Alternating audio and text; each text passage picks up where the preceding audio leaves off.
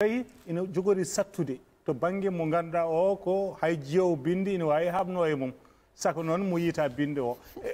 organisation pratique o holno ɗum yarata e nder bureau de vote. Exactement ɗum kadi ko préoccupation mawɗo e amen manam ko emin kokki ɗum hakkille no feewi par ce que sa waɗani attention tan vote ma niilat sa naati e bureau he a tawat déjà yeeso bulletin ji pour département so tawi koɗo waɗi département a tawat bulletin ji département en pawdira ni ene fawa hen bulletin commune joni minen min mbi ko sa naati aɗa foti pour que confusion wasde wonde c'est pas keeso ko goto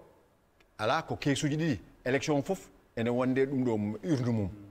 élection fof ene wonde urne mum sa wooti sa suɓima bulletin ji pour département a naati isoloir he a suɓima a waɗe enveloppe a yalti mbaɗɗa ɗum koye urne département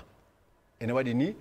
plaquette baɗaɗo hen pour wiide ɗum oɗo urne woni urne département sa gayi sa wooti jaaha ciññina e yeeso indema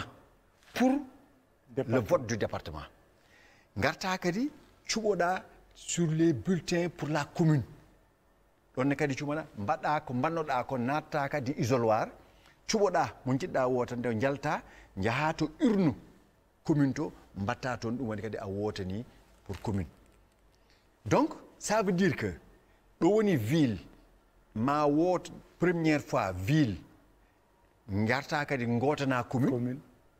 goto fof e urne mum so tawi koɗo waɗi commune e département gotana département sa gayni kadi gotana commune so tawi koɗo waɗi département ville et commune gota département gota ville et puis gota commune goto fof e urne mum mais goto fof a waɗat signé e yeeso indema nde puɗɗa wadde jungo feɗenduma e nder encre indélébile pour hollita a wooti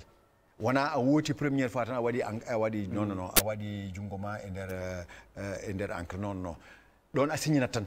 par ce que liste uji démargement ɗi jiida élection fof e liste démargement voilà exactement carnet mum banggue